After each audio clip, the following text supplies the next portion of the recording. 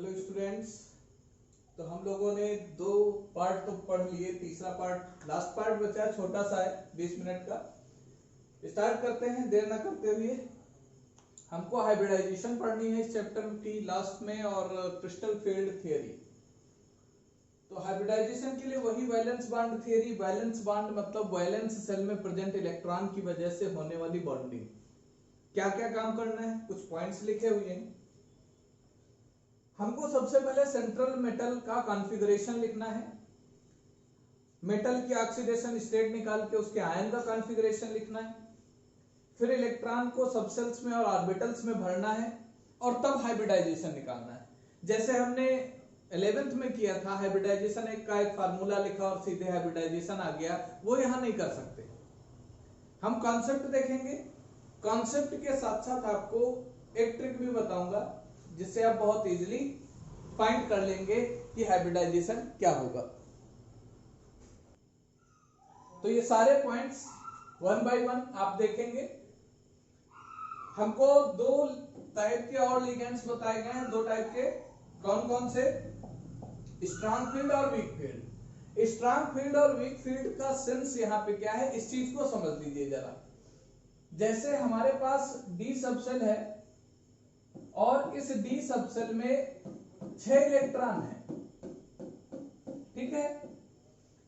अगर ये 6 इलेक्ट्रॉन हम कुछ ऐसा हो जाए जिसकी वजह से ये जो अनपेयर्ड इलेक्ट्रॉन है ये पेयर अप हो जाए, पॉसिबिलिटी है। अगर ये पेयर अप हो जा रहे हैं, कोई ग्रुप इनको पेयर अप कर दे रहा है, वो स्ट्रॉन्ग फील्ड लिगेंड है वो। और जो पेयर अप नहीं कर पाएंगे वो वीक फील्ड लिगेंड है। वीक फील्ड लिगेंड का मतलब इनके पास अनपेयर्ड इलेक्ट्रॉन की संख्या ज्यादा, यानी कि स्पिन ज्यादा, रोटेशन ज्यादा। तो इसको हम कहते हैं हाई स्पिन कॉम्प्लेक्स। क्या कहेंगे? High spin complex. कब बनेंगे? जब वीक फील्ड लिगेंड है। और जब स्ट्रॉन्ग फील्ड होगा तो ये बनेंगे लो स्पिन कॉम्प्लेक्स। लो स्पिन कॉम्प्लेक्स। स्ट्रॉन्ग फील्ड में कुछ एग्जांपल है, कुछ वीक फील्ड में। आइए हम इसका एक क्वेश्चन करके देखते हैं। K4 FeCN का होल 6। हमको पहला काम क्या करना है, सेंट्रल एटम की ऑक्सीडेशन स्टेट निकालनी है। तो 4 + x - 6, पोटेशियम की +1 होती, 4 है इसलिए +4। Cn पे एक माइनस चार्ज होता है, 6 है इसलिए -6, और ओवरऑल कोई चार्ज नहीं इसलिए 0। x = आ गया +2, यानी कि यहाँ पे आयरन किस स्टेट में है? +2 स्टेट में। आयरन का एटॉमिक नंबर कितना होता है? 26। कॉन्फ़िगरेशन इसका लिखेंगे 1s2 2s2 2p6 3s2 3p6 4s2 और 3d6। लेकिन जब इस पे +2 चार्ज आ जाएगा तो अब 24 रह गया, जो दो निकलेंगे वो 4s के निकलेंगे, यानी लास्ट कॉन्फ़िगरेशन बचेगा 4s0 एंड 3d6। ये इसका लास्ट कॉन्फ़िगरेशन होगा 4s0 3d6। इसी से हम इसका पूरा हाइब्रिडाइजेशन निकालेंगे, इसी की नीड है। देखिए कैसे। कंपाउंड हम फिर से लिख ले रहे हैं, कॉम्प्लेक्स FeCN6, क्योंकि कुछ पूछना भी है इसमें से। अब हमारे पास ये हो गया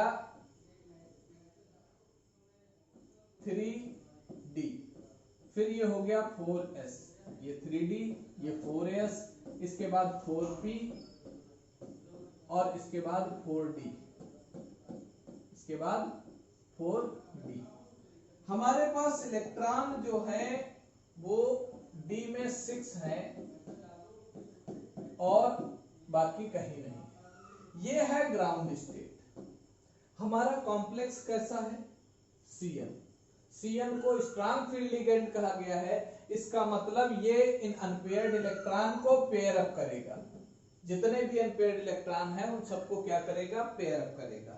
पेयर अप करेगा तो एक्साइटेड स्टेट में कॉन्फ़िगरेशन क्या बनेगा? देखिए ध्यान से। 3d हो गया, 4s हो गया, 4p हो गया, और 4d हो गया।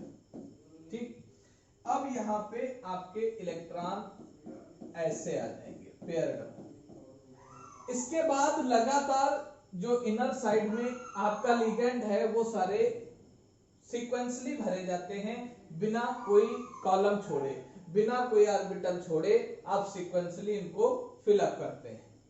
तो यहां पे क्या आ जाएगा, एक CN, जितने लिगेंड्स हैं वो सब सीक्वेंसली लिख दिए जाते हैं। तो 3D था, 4S था, 4P था और 4D था। अब सोचो जितने CN हैं उन्हीं को लिख देना है, वही हाइब्रिडाइजेशन है। D2 है, एक S है, P3 है, सीरियल से लिख देना, कोई चेंज नहीं करना, यही इसका हाइब्रिडाइजेशन। इसके बाद हमको इसका मैग्नेटिक कैरेक्टर निकालना होता है। मैग्नेटिक कैरेक्टर के लिए एक्साइटेड स्टेट वाली सीरीज देखनी है, हमको ग्राउंड स्टेट नहीं देखना। अगर आपने ग्राउंड स्टेट देख लिया तो क्वेश्चन गलत। आपको कौन सी देखनी है, एक्साइटेड स्टेट। यहां अनपेयर्ड इलेक्ट्रॉन है तो पैरामैग्नेटिक, नहीं है तो डायामैग्नेटिक। एक और बात, अगर हमारे पास इनमें से कोई वीक फील्ड लिगेंड होता है तो ये पेयर अप नहीं होता। उस समय मान लो H2O 6 होते तो वो 6 H2 यहां से शुरू होते ना, 1 2 3 4 5 6। उस समय D ऑर्बिटल्स कौन सी यूज होती, 4। अभी कौन सी यूज हुई, 3। अगर बाद वाली D यूज होती तो इसका कॉन्फ़िगरेशन sp3d2 लिखा जाता। ये D पहले लिखा है, D बाद में लिखा है, इससे दो वर्ड बनते हैं। अगर 3D यूज हो रहा है, अगर 3D यूज हो रहा है तो इसको इनर ऑर्बिटल कॉम्प्लेक्स कहते हैं, इनर ऑर्बिटल कॉम्प्लेक्स। और ये हमेशा कब यूज होगा, जब स्ट्रॉन्ग फील्ड लिगेंड है, हमेशा इनर ऑर्बिटल कॉम्प्लेक्स बनेगा। और अगर वीक फील्ड लिगेंड है तो हमेशा कौन सा बनेगा, outer orbital complex, outer orbital complex. Coordination number 6 है तो इसका शेप बनेगा ऑक्टाहेड्रल। ये तीन चीजें हमसे पूछी जाती हैं, किसी भी फार्मूले को दे दिया जाएगा, आपसे उसका हाइब्रिडाइजेशन, शेप और मैग्नेटिक कैरेक्टर पूछा जाएगा। तो यहाँ पे तो सारे पेयर्ड हैं, इसलिए ये कैसा है, डायामैग्नेटिक, डायामैग्नेटिक। इस तरह से आप किसी का भी कैलकुलेट कर सकते हैं बहुत इजीली। इसके बाद इसकी ट्रिक हम आपको समझाते हैं, कैसे हम जुगाड़ से निकाल सकते हैं। ट्रिक, आपके पास हाइब्रिडाइजेशन निकालना है आपको, और हमको पता है कि हमारे कंपाउंड सिर्फ दो ही कोऑर्डिनेशन नंबर में है, या तो कोऑर्डिनेशन नंबर 4 पे है या कोऑर्डिनेशन नंबर 6 पे, और दोनों में या तो इनर ऑर्बिटल कॉम्प्लेक्स बनेगा या आउटर ऑर्बिटल कॉम्प्लेक्स बनेगा। इनर ऑर्बिटल कब बनेगा, या तो स्ट्रॉन्ग फील्ड लिगेंड होंगे या वीक फील्ड लिगेंड होंगे। इसमें भी या तो स्ट्रॉन्ग फील्ड लिगेंड यूज होगा या तो वीक फील्ड लिगेंड यूज होगा। अगर स्ट्रॉन्ग फील्ड यूज होगा तो इनर डी ऑर्बिटल यूज होगी, उस समय कॉन्फ़िगरेशन उसका हाइब्रिडाइजेशन आएगा DsP2, और अगर वीक फील्ड है तो बनेगा sp3। यहां स्ट्रॉन्ग फील्ड है तो बनेगा D2sp3, और वीक फील्ड है तो बनेगा sp3d2। अगर वीक फील्ड है तो ये पैरामैग्नेटिक होगा क्योंकि अनपेयर्ड इलेक्ट्रॉन होंगे, पैरामैग्नेटिक। और अगर स्ट्रॉन्ग फील्ड है तो ये डायामैग्नेटिक। यही बात कोऑर्डिनेशन नंबर 4 में भी होगी, यहां भी वही, डाया और पैरा। शेप चेंज होगा, क्या, इसका शेप होगा स्क्वायर प्लेनर, इसका क्या होगा, स्क्वायर प्लेनर, और इसका शेप होगा टेट्राहेड्रल। ये क्वेश्चन आता है एक, इसमें चाहे जो कॉन्फ़िगरेशन हो, चाहे जो हाइब्रिडाइजेशन आए, इनका शेप ऑक्टाहेड्रल ही होता है। मतलब एक नंबर आपका फिक्स, हम खाली कोऑर्डिनेशन नंबर जान गए, शेप जान जाएंगे, और पता चल गया ना, ये इनर ऑर्बिटल कॉम्प्लेक्स बनाएगा, ये आउटर ऑर्बिटल कॉम्प्लेक्स बनाएगा। ये भी आउटर ऑर्बिटल, ये इनर ऑर्बिटल, तो वही हमको उतने काउंट कर लें।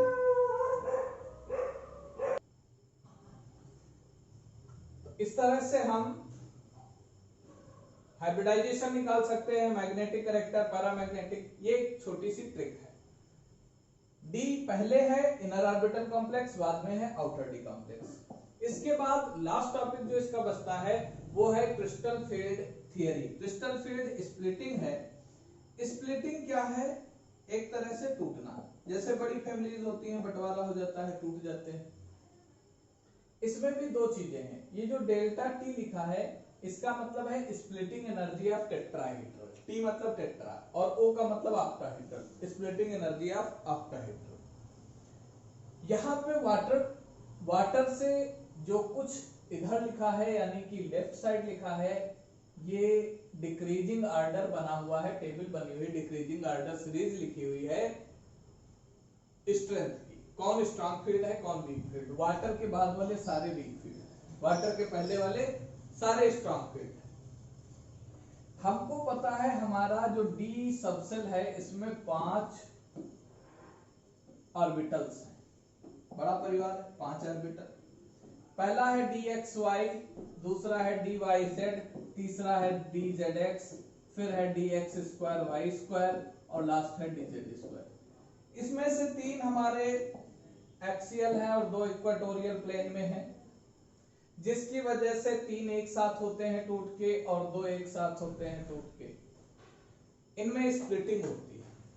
स्प्लिटिंग भी 2 तरह से होगी, क्योंकि हमारे पास कंपाउंड 2 तरह के हैं, कुछ है कोऑर्डिनेशन नंबर 4 के और कुछ है कोऑर्डिनेशन नंबर 6 के। यानी कुछ ऑक्टाहेड्रल हैं, कुछ टेट्राहेड्रल हैं। तो 2 स्प्लिटिंग होंगी, एक तो टेट्राहेड्रल, एक ऑक्टाहेड्रल। पहली स्प्लिटिंग पढ़ते हैं, जिसमें हम देखेंगे ऑक्टाहेड्रल स्प्लिटिंग। ऑक्टाहेड्रल स्प्लिटिंग की अगर हम बात करें, तो ऑक्टाहेड्रल स्प्लिटिंग में हमारे पास जो 5 ऑर्बिटल्स हैं, d x Y, D Y z, d Z x, d x square Y square and D Z square, टूटने से पहले ये ऑर्बिटल एक्साइटेड स्टेट में जाएंगे। जब तक एक्साइटेड, ये आपकी ग्राउंड स्टेट है और ये एक्साइटेड स्टेट है, वही पांचों है। इसके बाद इसमें स्प्लिटिंग हो जाएगी, और स्प्लिटिंग होगी तो 2 तरह से। अभी हम पढ़ रहे हैं ऑक्टाहेड्रल स्प्लिटिंग। ऑक्टाहेड्रल में जब स्प्लिटिंग होगी, इनकी जो एवरेज एनर्जी हम स्प्लिटिंग की लिखते हैं वो डेल्टा नॉट है। अब इस स्प्लिटिंग में 3 ऑर्बिटल जो थी, कौन सी? D x Y, D Y Z and D Z X, इनकी एनर्जी डाउन हो जाएगी। और जो 2 थी, कौन सी? D x square Y square और डी जेड स्क्वायर, इनकी एनर्जी ज्यादा हो जाएगी। इनको कहते हैं इजी ऑर्बिटल। क्या कहते हैं? Easy orbital. और इनको कहते हैं T2G ऑर्बिटल। ऊपर वाले की एनर्जी कितनी बढ़ गई? 3/5 डेल्टा नॉट, और इनकी घट गई कितनी? 2/5 डेल्टा नॉट। ओवरऑल सम बराबर होना चाहिए। अगर यहां देखें तो पर्टिकुलर एक ऑर्बिटल पे कितनी एनर्जी निकल रही है? 0.4, 0.4, 0.4 मिलाओ तो 1.2। यहां पे क्या आ रही है? 0.6, 0.6, दोनों को ऐड करो तो 1.2। ठीक, इतनी बढ़ जा रही है। इजी ऑर्बिटल्स की, T2G की इतनी घट जा रही है। अब यहां पे हमसे पूछा जाता है, 2 चीजें यहां पे आपको ध्यान रखनी है। पेयरिंग एनर्जी को P से, P for pairing energy, P for pairing energy, ठीक है। और जो डेल्टा O लिखा है, this is splitting energy. Splitting delta T भी है, वो टेट्राहेड्रल में, ये ऑक्टाहेड्रल। जो एनर्जी कम होगी, अगर पेयरिंग एनर्जी कम है तो पेयरिंग होगी, अगर स्प्लिटिंग एनर्जी कम है तो स्प्लिटिंग होगी। इससे क्या मतलब समझ में आ रहा है? सपोज दैट हमारा कॉन्फ़िगरेशन हमको लिखना है D7। D7 कॉन्फ़िगरेशन लिखना है and P is less than delta O। इसका मतलब है पहला इलेक्ट्रॉन यहां भरा जाएगा, दूसरा यहां भरा जाएगा, तीसरा यहां भरा जाएगा, चौथा यहां, पांचवा यहां, छठा यहां, सातवां यहां भरा जाएगा। पेयरिंग एनर्जी का मतलब है पहले नीचे के सारे पेयर्ड अप कर लो, तब ऊपर इलेक्ट्रॉन भेजो, यानी सातवां इलेक्ट्रॉन ऊपर जाएगा। अगर यही D7 हमको भरना होता, ध्यान से देखना, हम यहाँ पे तोड़ के बना रहे हैं, अगर हम इसी को तोड़ लें, ये आपके 2 ऊपर हो गए और ये 3 नीचे हो गए। अगर हमको यही लिखना होता pairing energy is greater than delta O और D7 कॉन्फ़िगरेशन ही लिखना है। कौन सा लिखना है? D7 कॉन्फ़िगरेशन ही हमको लिखना है। तो हम पहला इलेक्ट्रॉन यहां भरते, दूसरा यहां भरते, तीसरा यहां भरते, चौथा यहां भरते, पांचवा यहां भरते, छठा यहां भरते, सातवां यहां भरते। इस बात को समझ लीजिएगा। अगर पेयरिंग लेस देन है डेल्टा नॉट से तो सातवां इलेक्ट्रॉन ऊपर गया, और अगर पेयरिंग ज्यादा है यानी स्प्लिटिंग कम है तो चौथा इलेक्ट्रॉन ऊपर चला गया। क्लियर? स्टेबिलिटी का ऑर्डर यहां पे क्या होगा? सबसे ज्यादा स्टेबल कौन होगा? स्टेबिलिटी का ऑर्डर सारी ऑर्बिटल्स का अगर बात करें तो D10 is the most stable, D10 सबसे ज्यादा स्टेबल। इसके बाद कौन होगा? D8, D8, और इससे कम कौन होगा? D6, उससे कम कौन होगा? D3। कब ऐसा कब होगा बता सकते? क्लियर? जब ये कंडीशन होगी तो स्टेबिलिटी का ऑर्डर ये होगा P less than delta O, यानी पेयरिंग एनर्जी कम है स्प्लिटिंग से, उस समय एनर्जी का ऑर्डर ये होगा, स्टेबिलिटी का ऑर्डर ये होगा। D3 के बाद फिर कुछ भी आएगा। लेकिन अगर ये कंडीशन है pairing is greater than splitting, pairing is greater than splitting, तो ऑर्डर क्या होगा? D10 तो ऑलवेज D10, D10 तो हमेशा रहेगा D10 सबसे ज्यादा। लेकिन D10 के बाद जो कंडीशन हमको पहले मिलेगी वो कौन सी मिलेगी? क्या D8 हमको मिलेगी? क्या D8 हमको यहां पे मिलेगी? हमको कौन सी कंडीशन मिलेगी? यहां पे हमको D5 कंडीशन नहीं मिलेगी, लेकिन यहां हमको D5 कंडीशन मिलेगी। इसलिए सेकंड नंबर पे कौन आएगा? सेकंड नंबर पे कौन आएगा? 5 भर लिए, फिर 6 भर लिए और 6 2 8, तो उसके बाद कौन सी कंडीशन आएगी? 8 तो आनी। इसके बाद D5 कंडीशन आएगी और फिर D3 कंडीशन आ जाएगी। ये स्टेबिलिटी का ऑर्डर चलेगा। ये है ऑक्टाहेड्रल। ऑक्टाहेड्रल की स्प्लिटिंग एनर्जी और टेट्राहेड्रल की स्प्लिटिंग एनर्जी में ये रिलेशन है। अब जरा टेट्राहेड्रल देख लेते हैं। अब टेट्राहेड्रल के लिए जरा देख लेते हैं। टेट्राहेड्रल में क्या होगा? अब हम टेट्राहेड्रल की बात करने जा रहे हैं, ध्यान देना। वो ऑक्टाहेड्रल था, अब टेट्राहेड्रल। वही 5, ठीक, एक्साइटेड स्टेट में गई। अब जब स्प्लिटिंग होगी, यहां से स्प्लिटिंग हो गई, अब जो एनर्जी है ये डेल्टा टी लिखी जाएगी क्योंकि टेट्राहेड्रल है, और जो 2 थी वो नीचे आ गई और 3 ऊपर चली गई। और टेट्राहेड्रल के केस में इनको T2 और E ऑर्बिटल कहा जाता है। इसके साथ में G नहीं लगाया जाता है, जैसे वहां EG ऑर्बिटल था, यहाँ G नहीं लगेगा। G फॉर जिरंड एक टर्म होता है, वो जिरंड जो कैटेगरी है वो ऑक्टाहेड्रल में ही यूज होती है। इतना आप समझ लीजिए। इसकी एनर्जी कितनी घटेगी? 3/5 डेल्टा टी, और इसकी कितनी बढ़ेगी? 2/5 डेल्टा टी, यानी रिवर्स हो गई, डेल्टा ओ की जगह पे डेल्टा टी आ गया। यहां भी वही चीज, अगर P is less than delta T, यानी पेयरिंग कम है डेल्टा टी से, तो पहला इलेक्ट्रॉन यहां भरा जाएगा, दूसरा यहां भरा जाएगा, तीसरा यहाँ भरेंगे और चौथा यहाँ भरेंगे, तब पांचवा इलेक्ट्रॉन यहाँ भरेंगे, छठा, फिर सातवां, फिर 8, 9, 10। इस तरह से इलेक्ट्रॉन भरे जाएंगे। कब? जब pairing is less than splitting. लेकिन अगर यही चीज ज्यादा हो जाए, मतलब अगर ये हमारी 3 ऑर्बिटल ऊपर हैं और ये 2 नीचे हैं, और यहाँ पे कंडीशन हो P is greater than delta T। अगर P ग्रेटर है डेल्टा T से, तो उस केस में कैसे इलेक्ट्रॉन्स को फिलअप किया जाएगा? उस केस में स्प्लिटिंग चलेगी, यानी पहला इलेक्ट्रॉन यहाँ, दूसरा यहाँ, तीसरा यहाँ, चौथा यहाँ, पांचवा यहाँ, फिर छठा यहाँ, सातवां यहाँ, आठवां, नौवां और 10वां। इस तरह से इलेक्ट्रॉन फिल किए जाएंगे अगर पेयरिंग एनर्जी कैसी है? ज्यादा है। तो अब कंडीशन क्या बनेगी?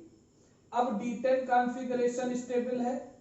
D10 के बाद हमको कंडीशन कौन सी मिल रही है? D7। D7 के बाद हमको क्या मिल रही है? D4। यही कंडीशन मिल रही। पहले D10 मिलेगी, फिर D7 कंडीशन मिलेगी, फिर D4 कंडीशन मिलेगी, और इसके बाद फिर D2 कंडीशन मिलेगी। यहां पे क्या मिलेगा? D10 मिलेगा, D10 के बाद D5 मिलेगा, D5 के बाद क्या मिलेगा? D7, और D7 के बाद क्या मिलेगा? D2 मिलेगा। ये स्टेबिलिटी ऑर्डर जब पेयरिंग एनर्जी ज्यादा होगी। पेयरिंग अगर कम है, बस ये हमको समझ लेना है कि पेयरिंग एनर्जी ज्यादा है तो स्प्लिटिंग से कम। जिस एनर्जी की वैल्यू कम है वो काम होगा। पेयरिंग कम है तो पेयरिंग होती चली जाएगी, अगर स्प्लिटिंग कम है तो स्प्लिटिंग होती जाएगी।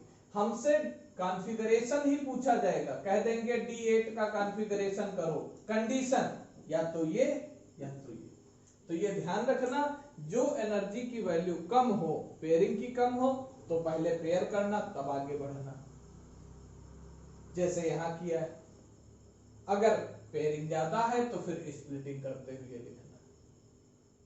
इस चैप्टर में यहीं पे एंडिंग होती है, आपका ये चैप्टर यहीं फिनिश होता है। सारे टॉपिक हो गए। अब आपको एनसीईआरटी सॉल्यूशंस प्रोवाइड कराना है। तो देखते रहिए, शेयर करते रहिए, लाइक करते रहिए, सब्सक्राइब तो कर ही चुके हैं, उसके लिए बहुत बहुत थैंक यू।